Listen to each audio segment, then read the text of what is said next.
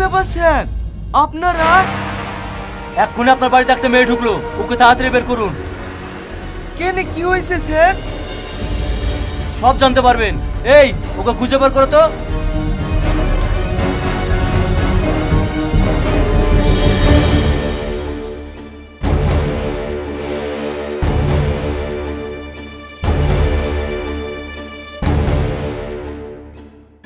ছাড়েন বলছি, ছাড়েন, ছাড়েন। এই বেশি বকিসনি, চোরে গাল লাল করে দেব, যা বলছি যা। স্যার, আমি তো কিছুই বুঝতে পারছি নি, একে কিসের লেগে ধরছে? এই মেয়েটা হচ্ছে পকেট মার, একজন মানিব্যাগ চুরি করে আপনার বাড়ি পালিয়ে আসছে। এই, ওকে নিয়ে চলো। স্যার, একে ছেড়ে দেন, একে ধরে নিয়ে গেলে আমার মান সম্মান সব শেষ হয়ে যাবে। একে ধরে নিয়ে গেলে আপনার কেন মান সম্মান শেষ হয়ে যাবে? কারণ এটা আমার বউ। এটা আপনার বউ? আপনি তো ধার্মিক লোক, আপনার বউ কেন রাস্তায় রাস্তায় এরকম কাজ করে বেড়ায়? আপনি কি নিষেধ করতে পারেন না? নিষেধ?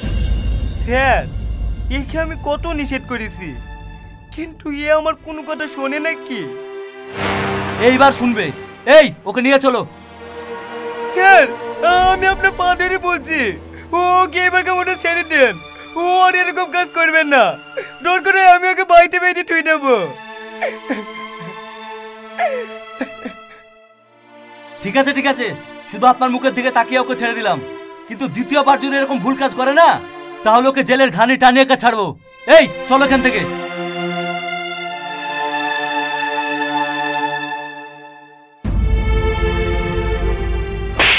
আজ পর্যন্ত কারো কাছে আমি মাথা নিচে করিনি, আজ শুধু তোমার জন্য পুলিশের কাছে আমাকে ছোট হতে হলো। তোমার লজ্জা লাগে না একটা মেয়ে হয়ে লোকের টাকা চুরি করতে? চুরি করেছে আমার কি উপায় আছে? বন্ধুদের সাথে পার্টি করা, শপিং করা, মেকআপ করাতে কি খরচা তুমি জানো? তুমি তো সব করতে আমার টাকা দাও না। তাই বলে তুমি চুরি করবে বৌমা? আমার ছেলে যেগুলো বলে সেগুলো তো করো না। হ্যাঁ, আপনার ছেলে কথা শুনে মানে তো পর্দা করতে হবে, নামাজ পড়তে হবে, বাড়ি বাইরে বেরিয়ে যাবে না। ওসব কাজ আমি পারবো না, এটা মডার্ন যুগ, ওইসব আর চলে না। শুধু মডার্ন যুগে না, ইসলামিক নিয়ম সারা জীবন ঘরে ঘরে চলবে। আর একটা কথা ভালো করে শুনে রাখো, আজ থেকে তোমার বাড়ি বাইরে বেরানো বন্ধ। তোমার ওই নিয়মে আমি চলবো না, আমি এক্ষুনি বাপের বাড়ি চলে যাব। বৌমা, তুমি বাপের বাড়ি যাও না, তুমি বাপের বাড়ি চলে গেলে আমাদের মান সম্মানের খুব ক্ষতি হবে। হ্যাঁ, আপনাদের আবার মান সম্মান আমাকে কেউ আটকাতে পারবে না। আমার সামনে থেকে সরে বলছি। তুমি বাপের বাড়ি যেও না, তোমাকে আমি খুব ভালোবাসি। তুমি চলে গেলে আমি কাকে নিয়ে থাকবো বলো? এই কথাটা আগে ভাবা দরকার ছিল। সরো আমার সামনে থেকে। তোমার কাছে আমি হাত জোড় করছি, আমাকে ছেড়ে তুমি যাও না। আমি থাকতে পারি, কিন্তু আমার মন চাচ্ছে আমি তাই করে বেড়াবো। তোমরা কেউ আমাকে বাধা দিতে পারবে না। না না, তাই বললে হয়? তুমি যে কাজগুলো করে বেড়াও সবই তো পাপ। তাহলে পাপি মেয়েকে আটকাইছো কেন? ছাড়ো আমাকে। এই বাবু, বৌমা চলে গেল, বৌমাকে আটকা। মা, ও খুব জেদি, ও আমার কথা শুনবে না। চলো ঘরে চলো।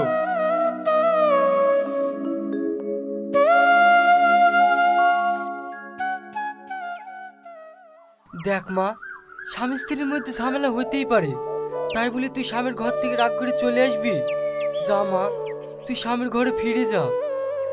না আব্বা, আমি ওর বাড়িতে ফিরে যাব না। ওর বাড়িতে বন্দি না থেকে আমি স্বাধীনভাবে বাঁচতে চাই। তুই ঠিক বলেছি, আমার বোনে তুই ওর বাড়িতে বন্ধু থাকবি কেন? ওর সঙ্গে সংসার করতে হবে না, তুই ওকে ডিভোর্স দিয়ে চলে আয়, আমি তোর ভালো জায়গায় বিয়ে দেবো। বোনটাকে ভালো বুদ্ধি না দিয়ে উল্টো পাল্টা তো বলছি।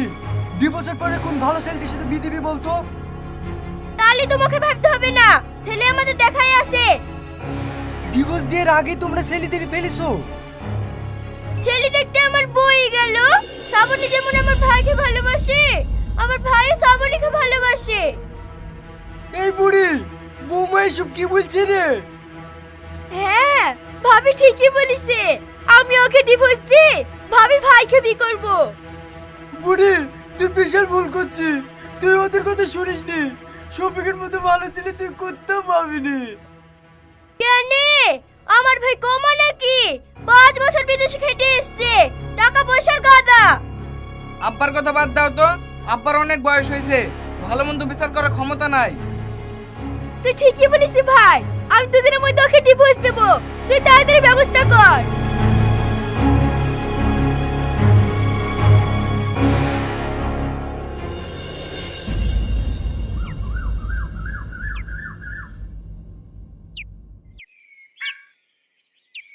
কি ব্যাপার মোড়ল সাহেব, আমাকে ডেকেছেন কেনে? তোমার বউ যে অভিযোগ দিয়েছে সেগুলো সত্যি কিনা যাচাই করার জন্য তোমাকে ডেকেছি। বলেন, কি অভিযোগ দিয়েছে? তুমি নাকি অন্য মেয়েদেরকে ফোন করো, রাত করে বাড়ি ফেরো, আর তোমার বউ কিছু বলতে গেলে অমনি মারধর করো। না না প্রধান সাহেব, আমি নমাজ পড়ি, বাড়ি এসে আর বাইরে বেড়াইনি। ওসব মিথ্যে কথা বলছে প্রধান সাহেব, ও ঠিক মতন বাড়িতেই আসে না। শ্রাবণী, তুমি আমাকে যা খুশি তাই বলো, কিন্তু আমার নামে মিথ্যা অপবাদ দিও না। কোনটা সত্য কোনটা মিথ্যা সেটা আমি জানতে চাইনি, তুমি এখন কি করবে তাই বলো। আমি আবার কি করব? আমার বউ নিয়ে আমি সংসার করব। না, আমি ওই চৈতন্যের লোকের সাথে সংসার করতে পারবো না। ও আমাকে 10 লাখ টাকা দেখ, আমি নিজে থেকে ওকে ডিভোর্স দিয়ে চলে যাব। বৌমা, তুমি আমার ছেলেকে চরিত্রহীন বললি? আমার ছেলের মতো ছেলে এই গ্রামে একটাও নাই। অতই যদি তোমার ভালো ছেলে হয়, বউয়ের ডিভোর্স দিবে বলছে কেন? আমি কিছু জানিনি, ও কেন যে ওকে ডিভোর্স দেবো বলছে। আপনাকে কিচ্ছু বুঝতে হবে না, মেয়ে যে 10 লাখ টাকার বিনিময়ে তালাক দিতে চায়, এতে আমার কিছু করার নাই। এতে তোমার কিছু বলার আছে? না। এই ডিভোর্স পেপারটা দে। মা, আগে তুমি সই করো।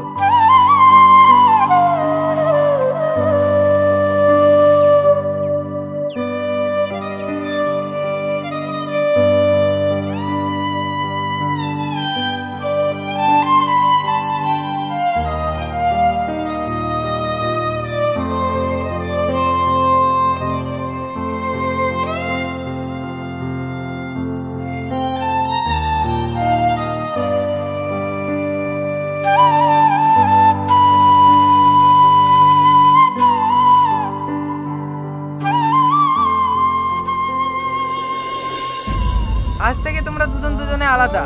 মেয়েকে 10 লাখ টাকা দিয়ে দেবে, তাহলেই সব ঝামেলা মিটে যাবে। ঠিক আছে, দিয়ে দেবো।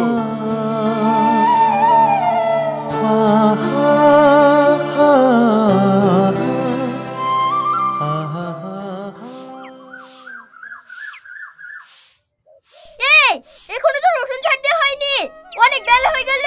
কাপড় কাচবি কখন আর খাবার বানাবি কখন?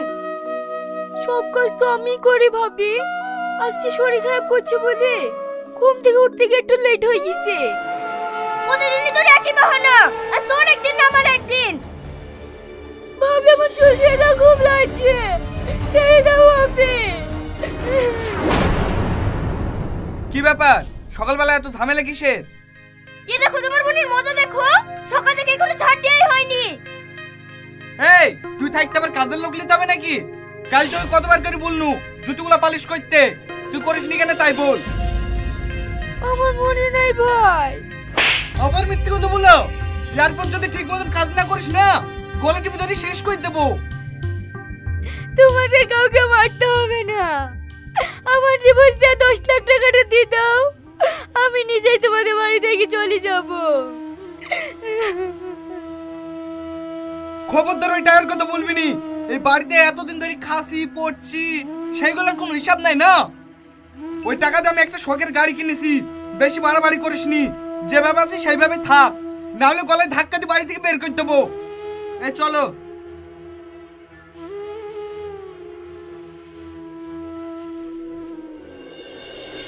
দেখলি তো ভাই ভাবির আসল রূপটা? তোকে বারবার করে বারণ করলো, স্বামীর সঙ্গে ছেড়ে আসিস নে, আসিস নে। আমার কথা তুই শুনলি নি? এবার বোঝ স্বামীকে ছেড়ে বাপের ঘরে থেকে কত জ্বালা। আব্বা, আমি কারো জ্বালা সহ্য করবো না, আমার পথ আমি নিজেই দেখি নেব।